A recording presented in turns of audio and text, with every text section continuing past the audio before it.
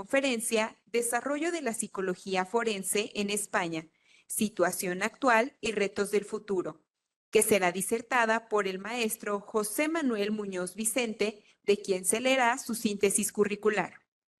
Licenciado en Psicología por la Universidad Complutense de Madrid. Experto universitario en criminología por la misma universidad. Maestro en Psicopatología Criminal y Forense por la Universidad Camilo José Cela. Actualmente se desempeña como psicólogo forense en el Instituto de Medicina Legal y Ciencias Forenses de la Comunidad de Madrid. Coordinador de la Unidad Psicojurídica en el Instituto de Ciencias Forenses y de la Seguridad de la Universidad Autónoma de Madrid.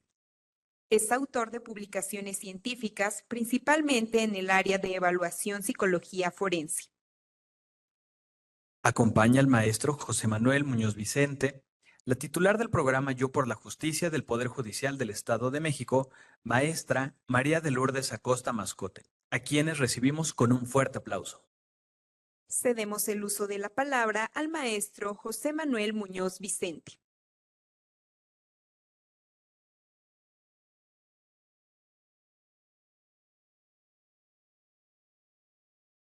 Buenos días a todos y a todas. ¿Se oye bien?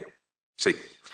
Bueno, en primer lugar, agradecer, como no, al Poder Judicial del Estado de México el haberme invitado a estas jornadas. Y he de decir que lo primero que he sentido es una tremenda envidia.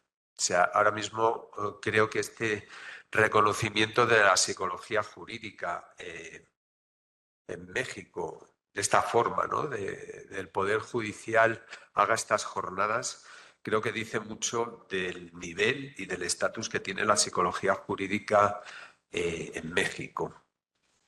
Yo les voy a hablar de, bueno, cómo ha sido un poco el desarrollo. A ver si soy capaz de pasar las diapositivas. No. Ahora. Bien. Un poco eran estos 3 puntos los que quería compartir con ustedes hoy. Un poco ese breve recorrido histórico de cómo comienza la psicología forense en España, cuál es la situación actual que tenemos y cuáles son los retos de futuro que nos quedan por delante. Haciendo una vez más mención a lo que acabo de vivir.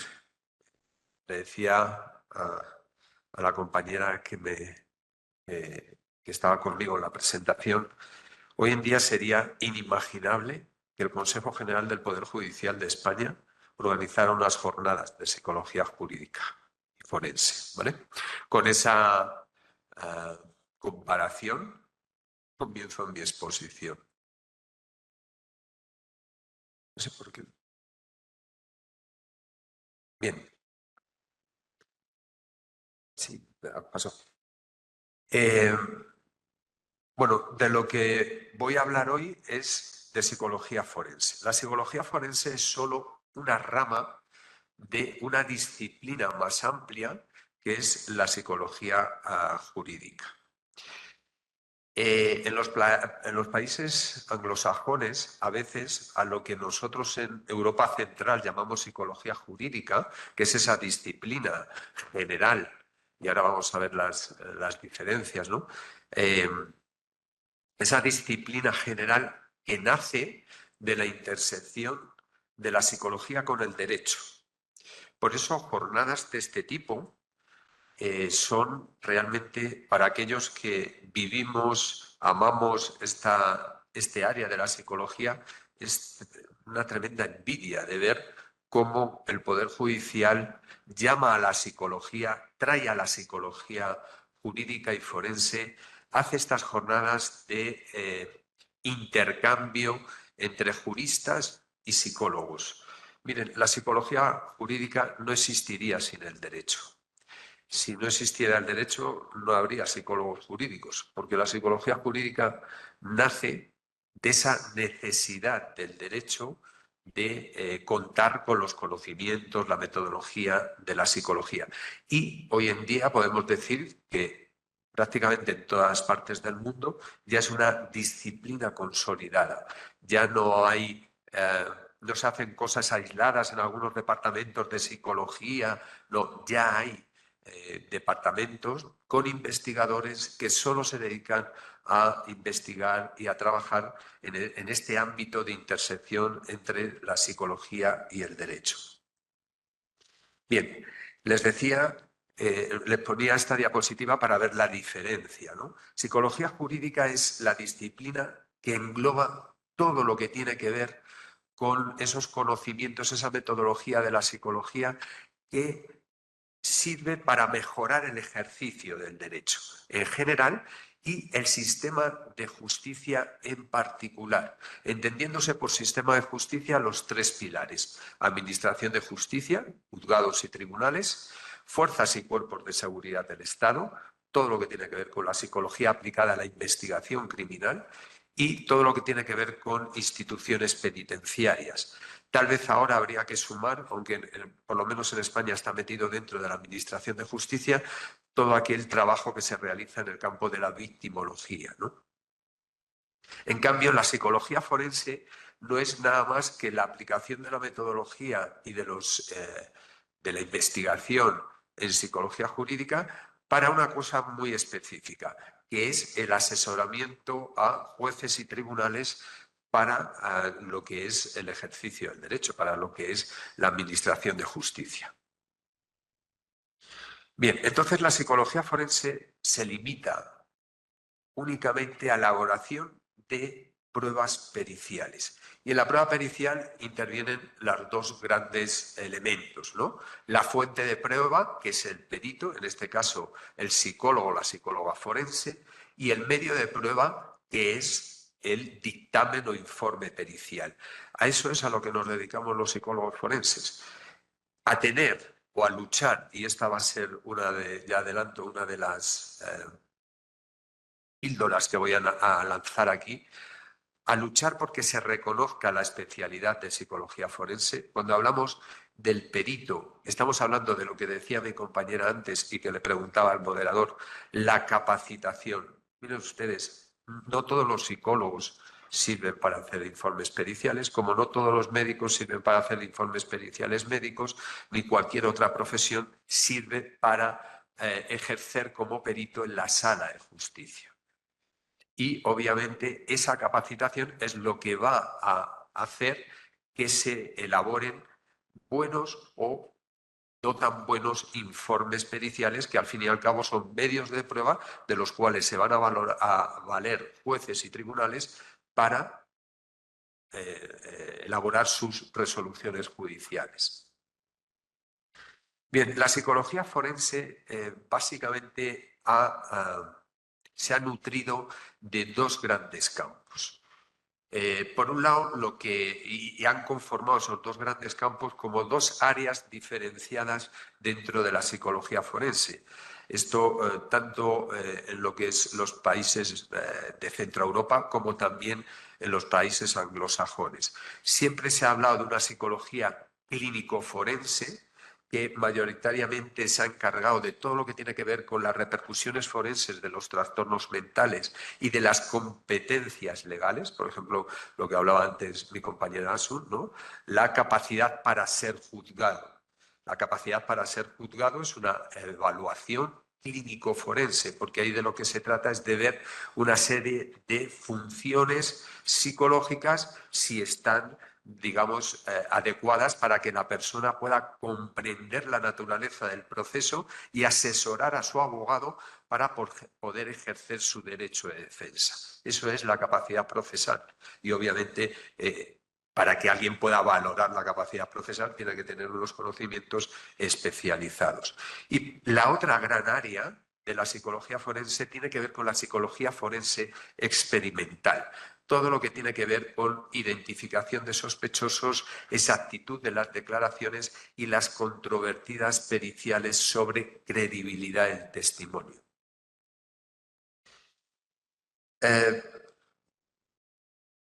Mientras que en psicología forense experimental no hay ningún otro perfil profesional que haga valoraciones sobre pruebas testificales, sobre todo lo que tiene que ver con procesos básicos, percepción, atención y memoria en relación a la identificación o exactitud de declaraciones. Y porque eso es un campo que claramente hace el psicólogo. En cambio, cuando hablamos de la psicología forense clínica, entramos ahí digamos, en choque de competencias con la psiquiatría forense. A mí sí que me gustaría, no sé cómo está ese tema aquí en México, pero sí que me gustaría transmitir, si hay magistrados, si hay fiscales, si hay abogados, que una cosa es la psiquiatría forense y otra cosa es la psicología forense, que son disciplinas distintas, pero que una no está por encima de la otra. En España, por lo menos, lo que sucede es que la medicina nos lleva 100 años de ventaja a la psicología. Y entonces hay un sesgo por parte de los operadores jurídicos, jueces, fiscales, abogados, en pensar que las cuestiones de salud mental las tiene que abordar el psiquiatra forense. Eso es un error. En otras partes del mundo, por ejemplo en Estados Unidos, esto no sucede así. Es decir, está la figura del psiquiatra y está la figura del psicólogo forense. Matiz fundamental que yo creo que es bueno trasladar. La psiquiatría es un área de la medicina que trabaja desde el modelo categorial, los diagnósticos. Miren ustedes, alguien puede tener una esquizofrenia y tener una capacidad procesal distinta a una persona que también tenga una esquizofrenia. ¿Qué quiere decir esto? Que las etiquetas mentales tienen una gran variabilidad dentro de las etiquetas y que lo importante es ver cómo esa etiqueta diagnóstica afecta a las funciones psicológicas que tienen una repercusión legal. Y ahí es donde entramos los psicólogos forenses. Los psicólogos forenses trabajamos con diagnósticos, claro que sí. Nosotros manejamos el DSM, la CIE-11, el DSM-5R ya, ¿no? Lo conocemos, lo manejamos, pero aparte de poder trabajar con la etiqueta diagnóstica, la diferencia con nuestros colegas psiquiatras es que vamos a ahondar en esos procesos psicológicos que son la base de la cuestión legal que se quiere dirimir. Hablando un poquito de historia de la psicología forense en España, aquí les he traído un poquito cómo ha sido la integración en las distintas jurisdicciones cuando el psicólogo forense entra en la Administración de Justicia. Y entra en el año 1993, en un estudio piloto donde había 19 psicólogos forenses. ¿Por qué en el año 83? Porque en el año 83 es cuando se sale en España la ley del divorcio y la psicología forense entra en la Administración de Justicia en el ámbito del derecho de familia. Cierto es que no entramos solos y entramos junto con los y las trabajadoras sociales. Eso ha dado lugar a que se creara un concepto que se llama equipos psicosociales, que a muchos de nosotros no nos gusta nada. Equipos psicosociales diluye y parece que diluye, digo, las dos figuras profesionales y cada profesional tiene unas competencias, una capacitación y actúa en un ámbito u otro. Como podrán ver, después, en el año 1987, 4 años después, sale la primera oposición para psicólogos de la Administración de Justicia. En ese momento, España, aunque ya tenía obviamente las comunidades autónomas no tenían transferidas las competencias de justicia. ¿Qué significa eso? Que esas oposiciones eran específicas para seleccionar a psicólogos que iban a trabajar en el ámbito forense. Y esto es una diferencia importante por lo que van a ver después, ¿no? Bueno, poco a poco se han ido integrando cada vez más profesionales. En el año 95 entran en una jurisdicción especializada como es vigilancia penitenciaria. En el año 2001 se crea una plaza en la Audiencia Nacional para temas específicos que tienen que ver con el terrorismo de ETA en aquel momento y bueno, para otro tipo de delitos que tienen una connotación nacional.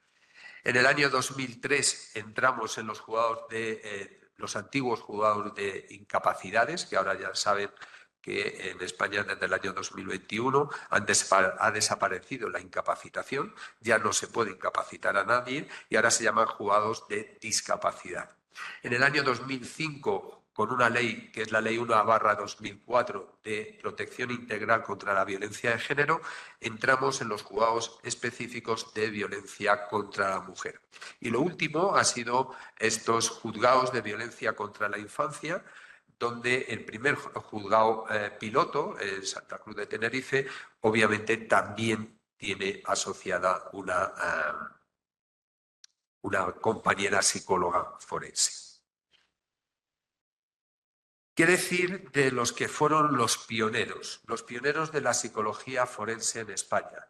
Pues que tuvimos la enorme suerte que esos compañeros, seguro que a muchos de ellos los conocen, los colegas psicólogos forenses que hayan aquí, en la sala, porque también han sido formadores en Latinoamérica durante muchos años. Miren, esos pioneros de la psicología forense en España crearon la profesión. Cuando ellos entraron no había absolutamente nada. En aquel entonces la universidad no prestaba ninguna atención a este ámbito. No había másters, no había manuales, no había nada estructurado de cómo trabajar, cómo tenía que trabajar el psicólogo en la administración de justicia. Ellos lo crearon. Personas que a día de hoy, muchos de ellos todavía están en activo, siguen comprometidos con la profesión, siguen en las asociaciones profesionales, siguen publicando, siguen desarrollando la psicología forense de España. Ese manual que ven ahí es el primer manual, es del año 1993. Es un manual creado por ellos, por profesionales que ya empezaban a diseñar un poco cuáles eran los distintos procesos de evaluación pericial, pues en familia, en las clínicas médico-forense, con todo el ámbito penal. Fíjese, una diapositiva que dice claramente cómo estaban, a qué nivel estaban estos pioneros de la psicología forense en España. El artículo que ven en la parte superior es de Thomas Griso. Thomas Griso es, para los que llevamos muchos años en la psicología forense, un referente de la psicología forense en Estados Unidos. Ese artículo del año 1987, Thomas Griso empieza a linear un poco cuál tendría que ser el desarrollo de la psicología forense como una disciplina, bueno, que estaba mucho más avanzada que en España, obviamente, pero que estaba dando también esos primeros pasos en Estados Unidos.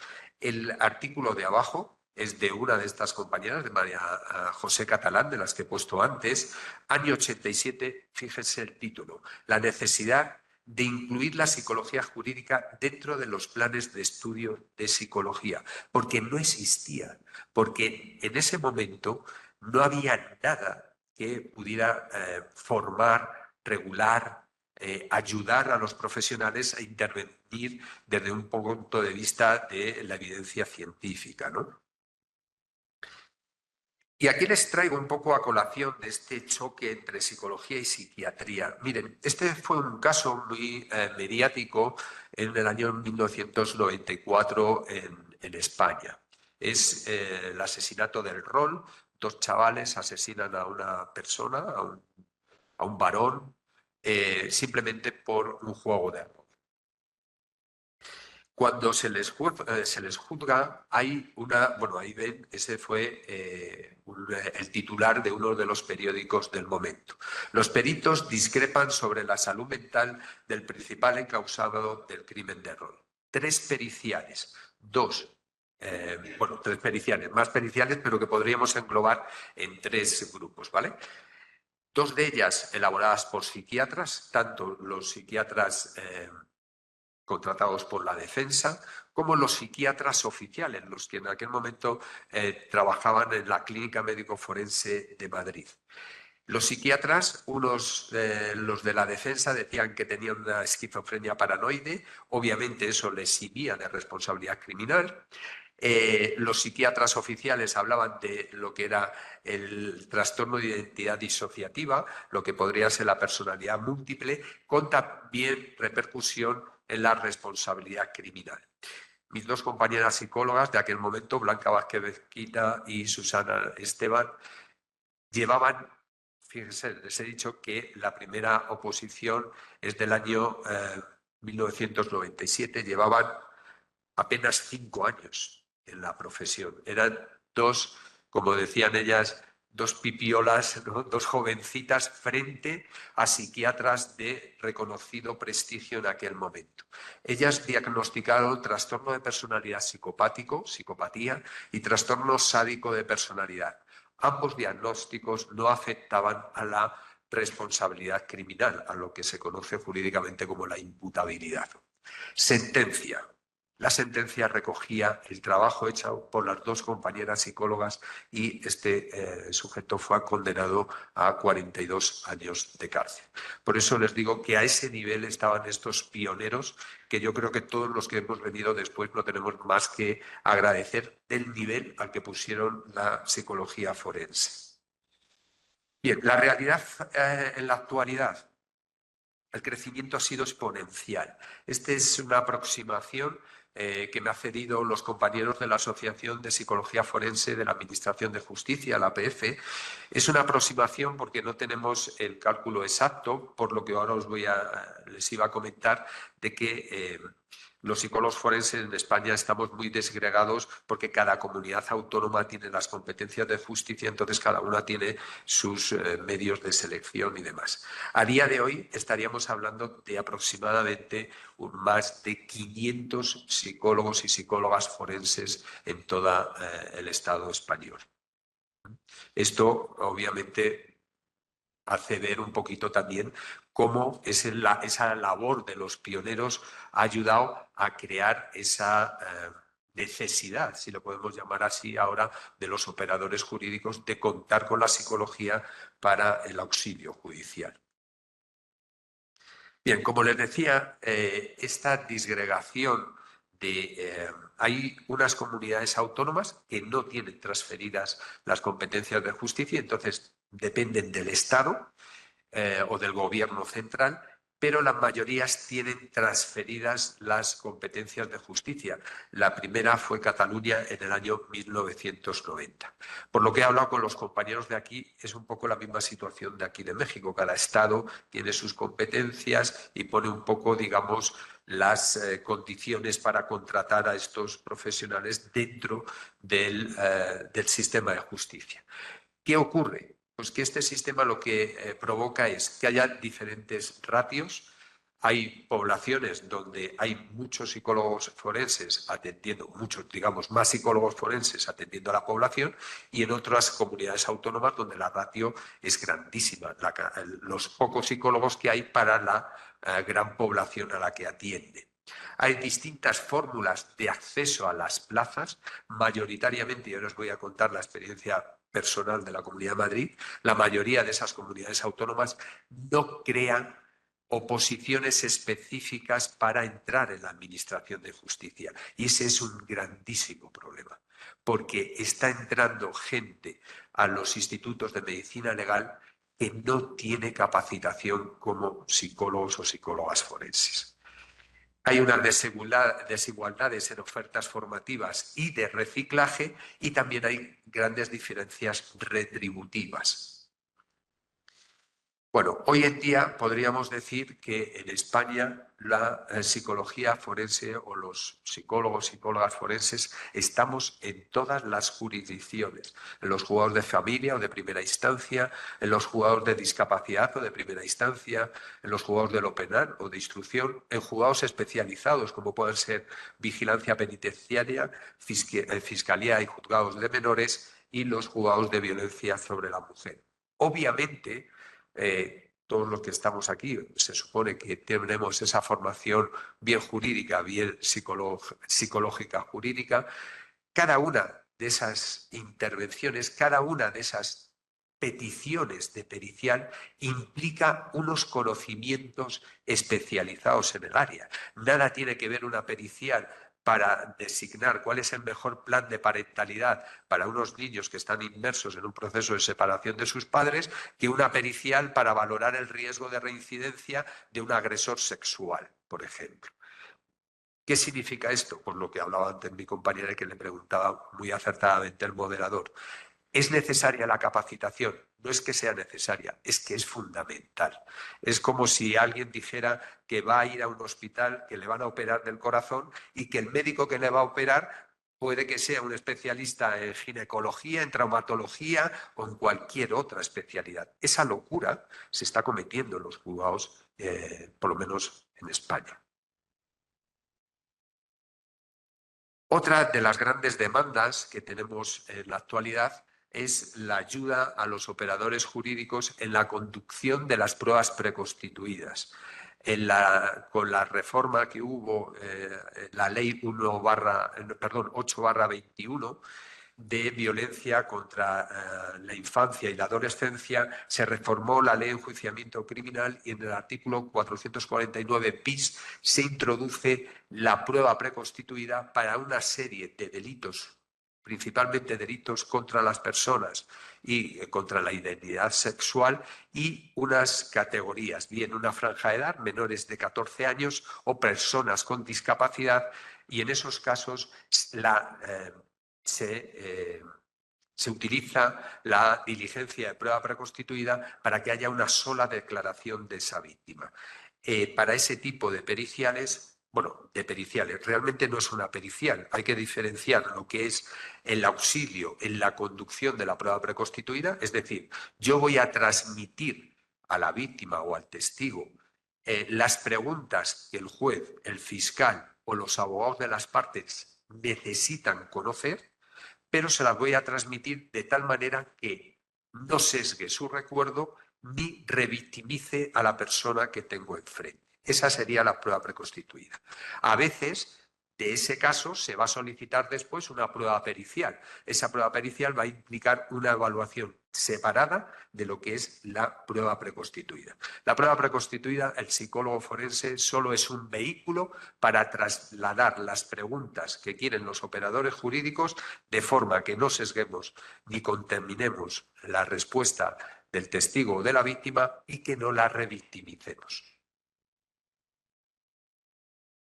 Bien, esta especialidad profesional está reconocida por lo que ahora es el Consejo General de la Psicología de España desde el año 1998. Ahí pueden ver las distintas divisiones profesionales que hay dentro del Consejo General de la Psicología y, como pueden apreciar, está la división de Psicología Jurídica. Si ustedes entran, están abiertos, les invito a que entren y vean, ahí pueden ver cuál es el objeto de las divisiones profesionales. Y el objetivo fundamental de las divisiones profesionales es la difusión, la capacitación, el desarrollo de ese área específica de la psicología dentro de lo que es el órgano colegial. Bien, a día de hoy, pues la psicología jurídica ya estará dentro de los planes de estudio de psicología, dentro del grado de psicología. Sí es verdad que está como asignatura optativa, pero está dentro del grado de psicología, adscrita a dos departamentos fundamentalmente. Algunas universidades lo tienen adscrito al Departamento de Psicología Clínica y otras universidades lo tienen adscrito al Departamento de Psicología Social. Y lo que tenemos ahora mismo en España es una enorme oferta formativa de posgrado en el campo de la psicología jurídica y forense. En la mayoría de los máster españoles tenemos muchos alumnos de Latinoamérica, suelen elegir programas formativos en España para formarse en psicología jurídica y forense. Tenemos revistas especializadas.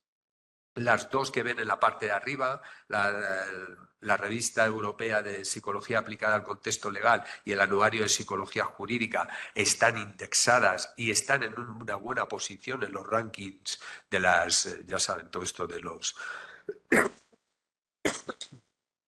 de en qué nivel, en qué cuartil están las revistas científicas, en concreto la que tienen en el margen superior derecha, la Revista Europea de Psicología Aplicada al Contexto Legal de la Sociedad Española de Psicología Jurídica y Forense, para que se hagan una idea, está mejor posicionada que la revista de la APA. Tenemos manuales generales de psicología forense y manuales de temáticas específicas y de campos de aplicación concretos. Tenemos guías profesionales, protocolos de actuación profesional. Yo esto creo que es algo a lo que deberían de tender. No sé si aquí tenéis desarrollados guías, protocolos. ¿Por qué? Porque sirven de orientación y sobre todo de que se aúnen criterios por los distintos profesionales. Esta es una de las fórmulas que normalmente se utiliza para trasladar el conocimiento científico a la práctica profesional, aquello que ya conocemos como la práctica basada en la evidencia. ¿Qué hemos hecho también? Hemos desarrollado instrumentos tanto en los dos grandes campos de instrumentos especializados en psicología forense, todo lo que tiene que ver con la obtención y valoración de testimonio, el protocolo GED de mi buen amigo y compañero Antonio Manzanero, o fijaros, el otro gran campo de herramientas específicas en psicología forense son las herramientas de valoración del riesgo de reincidencia. En España, el Grupo de Estudios Avanzados de Violencia, que ha presidido hasta hace poco el profesor Antonio Andrés Puello, ha traducido y adaptado las distintas herramientas de valoración del riesgo. En lo que son las pruebas psicométricas tradicionales, empresas como TEA lo que está haciendo es empezar a contar con baremos específicos para población forense. Bien, pero ¿qué nos falta? Y aquí es donde ya voy a entrar a la parte, digamos, menos agradable. Ya os he contado todo lo que hemos desarrollado en España. Desde mi punto de vista, España no está a la misma altura que países de nuestro entorno europeo, incluso que la psicología forense americana. No tenemos, digamos, déficits significativos en este área. Ahora vais a ver, os traía algunos artículos americanos donde al hablar de retos perfectamente lo podríamos aplicar al contexto español y seguramente al mexicano. ¿Pero qué nos falta? Pues nos falta el reconocimiento de la especialidad. Y aquí sí que hago un llamamiento. La sensación que uno tiene o que he tenido cuando he visto la presentación de estas jornadas es que la psicología jurídica y forense en México está en un punto álgido. Aprovechar ese punto álgido para crear lo que es, desde mi punto de vista, el eje fundamental para que luego no haya un declive, como ahora os contaré desde mi percepción, que puede estar ocurriendo en España. Y es conseguir la especialidad. Que ser un psicólogo forense requiera de una especialidad formativa, que para que un psicólogo entre en la administración de justicia tenga una especialización previamente reconocida, no que se forme cuando ya está dentro, no, que se le exija para entrar una formación especializada en psicología forense. Mirad, os traía este ejemplo de la Comunidad de Madrid. Fijaros, se crean las unidades de valoración forense integral para todo lo que tiene que ver con la violencia contra la mujer.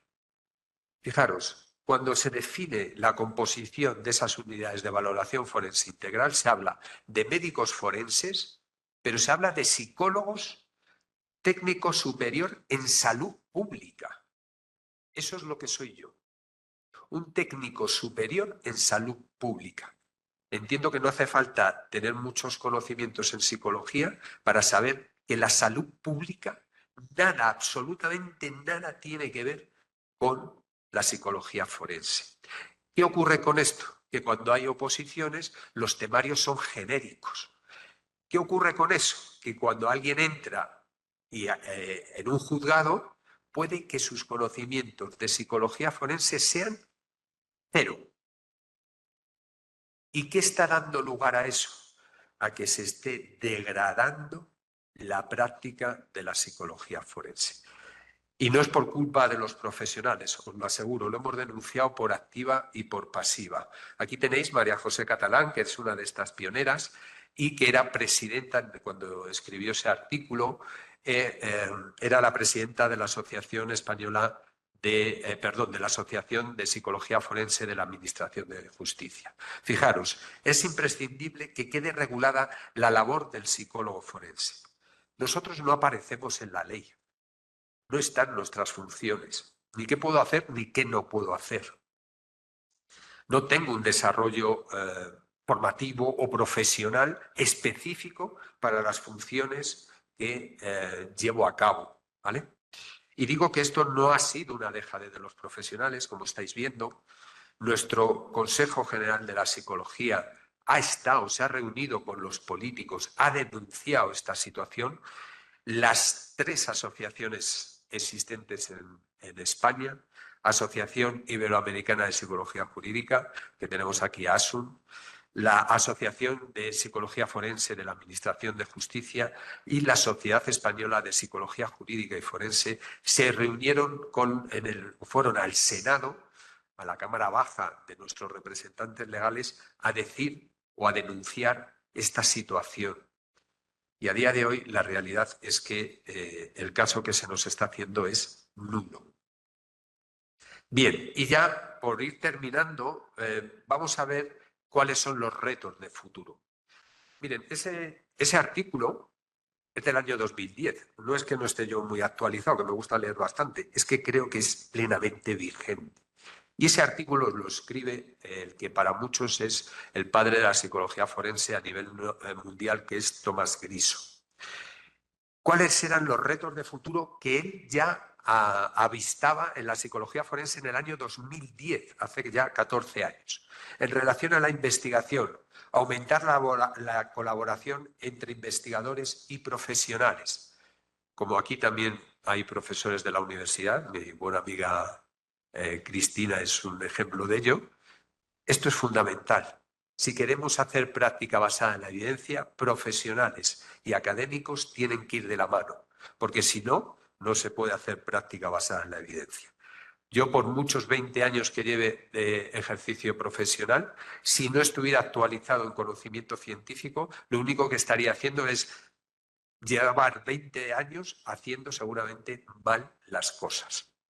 Promover la participación e implicación de los profesionales del derecho y la investigación en psicología forense para centrar mejor las demandas de estas jornadas. Aquí estamos sentados psicólogos y juristas.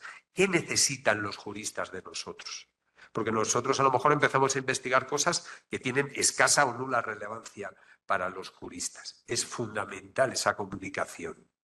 Diseñar estudios de campo que permitan conocer el rendimiento de las pruebas de evaluación forense más allá del laboratorio.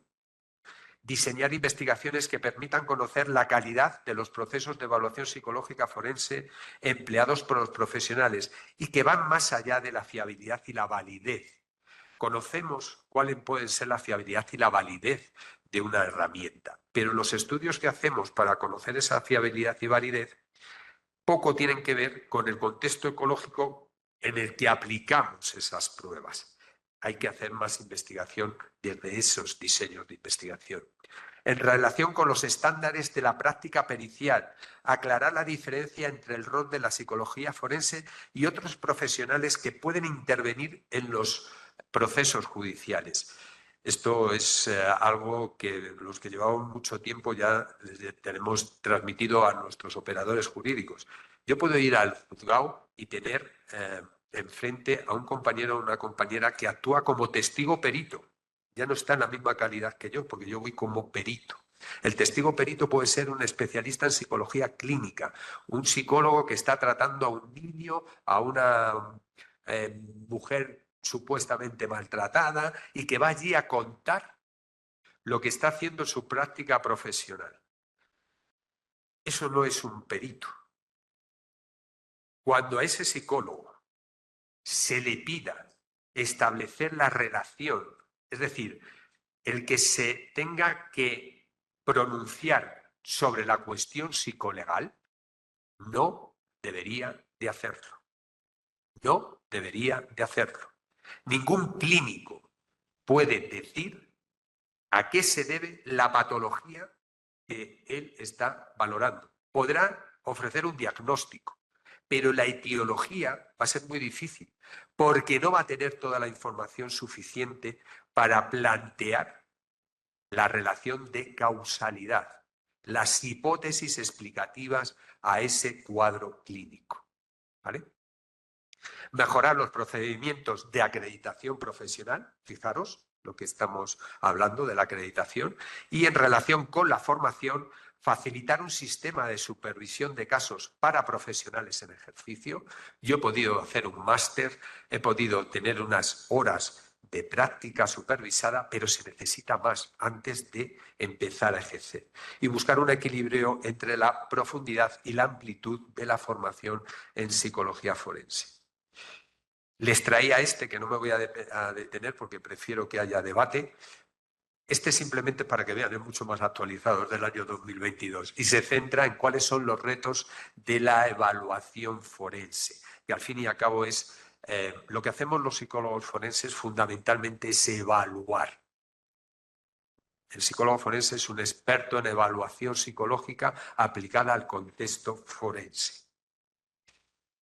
Y esto simplemente, para terminar, el justificar el por qué hay que ser tan escrupulosos a la hora de seleccionar a los psicólogos forenses. He estado escuchando las intervenciones de la presentación, estaba, si no recuerdo mal, el director de esta escuela judicial, que era el primero que creo que está allí en el fondo. Él hablaba de lo importante de esta formación por una cosa que es lo que caracteriza a la psicología forense en relación a otros perfiles profesionales dentro de la psicología y que tiene que ver con la responsabilidad de nuestro trabajo en función de la repercusión que tienen los informes periciales en la vida de las personas. Les traigo dos investigaciones, obviamente con muchas limitaciones metodológicas. Una es de una zona de Cataluña muy concreta, de un juzgado, y la otra es una tesis doctoral. Miren, cuando se comparó hasta qué punto coincidía el informe pericial con la resolución judicial en los casos de familia, en el 84% de las veces. El otro es la tesis doctoral de mi compañera Maripaz Ruiz Tejedor sobre denuncias de abuso sexual infantil. La coincidencia entre lo que decía el informe de credibilidad del testimonio con lo que dice la sentencia. 88% de coincidencia. Esto es lo que nos tiene que hacer recapacitar. En el año 2009 en Estados Unidos hubo una agitación con las ciencias forenses porque empezaron a investigar la fiabilidad, la validez de las ciencias forenses para auxiliar a jueces y tribunales. ¿Y qué se vio? Pues se vio que había grandes deficiencias en esas ciencias forenses, grandes deficiencias en los operadores jurídicos a la hora de interpretar las pruebas forenses. Ahí también los operadores jurídicos necesitan tener criterios para valorar la calidad científica de los informes periciales. No todo vale. Y la psicología, los juristas la tratáis como una ciencia blanda. Pero la ciencia blanda, fijaros cómo os influye en vuestras decisiones judiciales. Y creo que me quedaba la de gracias.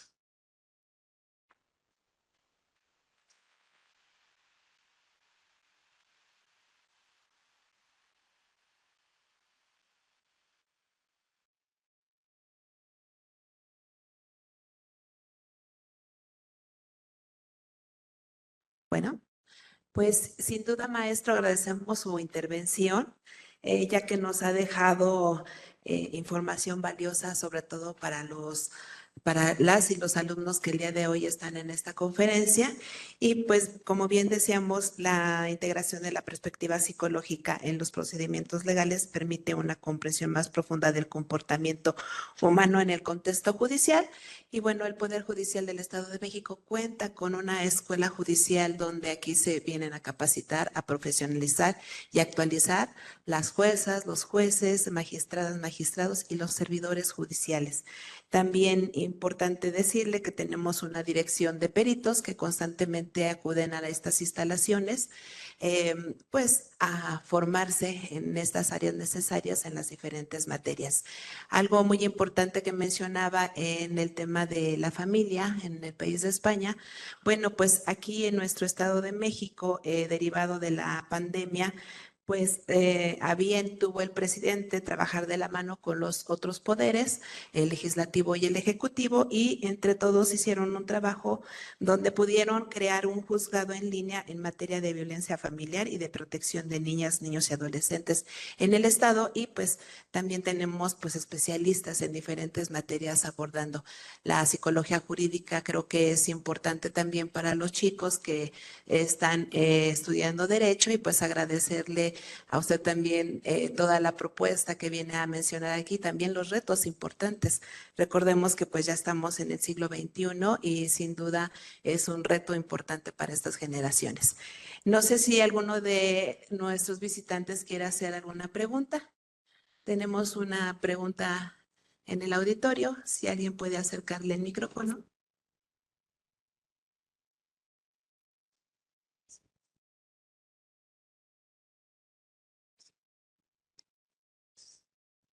Gracias, buenas tardes.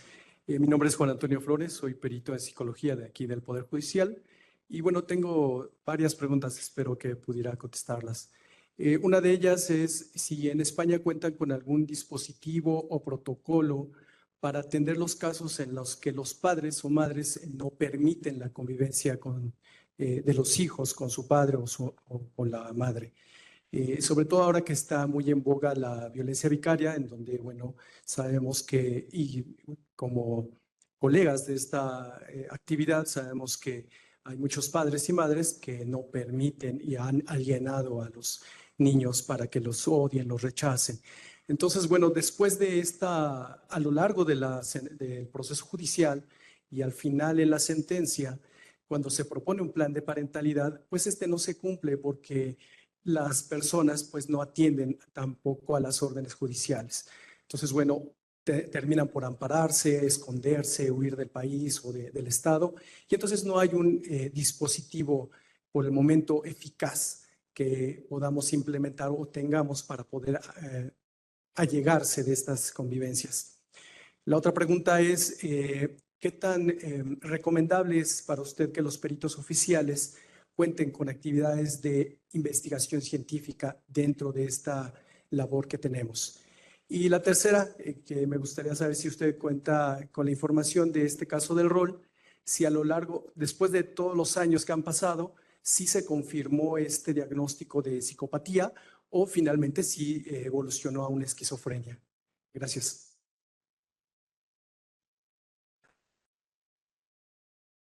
Vale, voy a intentar contestarte a las tres cuestiones.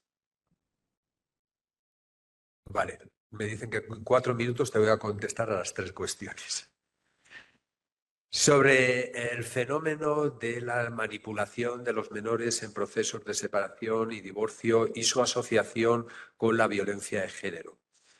El problema es cómo abordarlo, porque lo que ha resultado, lo que ha traído muchas controversias son los nombres con los que abordamos esto. Por ejemplo, en España ahora ha salido por ley que sugieren a jueces y tribunales no tener en cuenta el constructo síndrome de alienación parental porque entienden que carece de aval científico.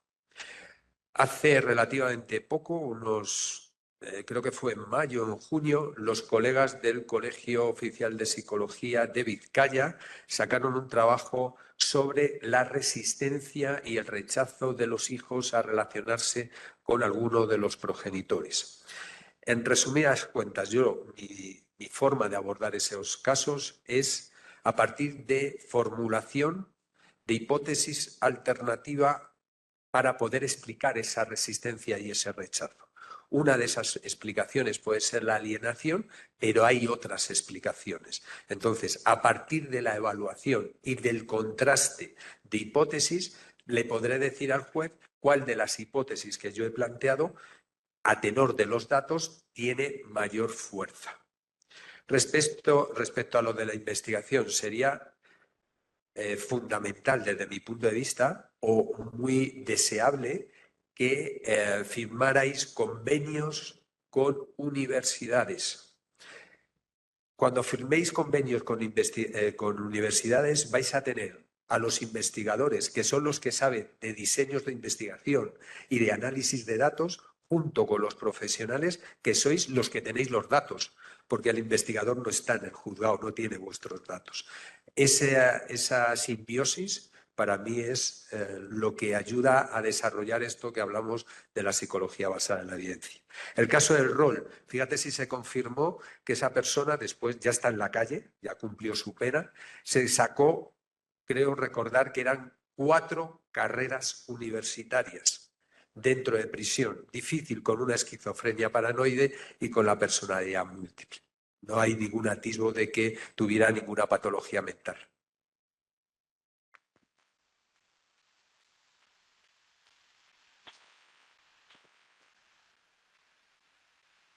Bueno, pues vamos a proseguir con alguna entrega de algún obsequio.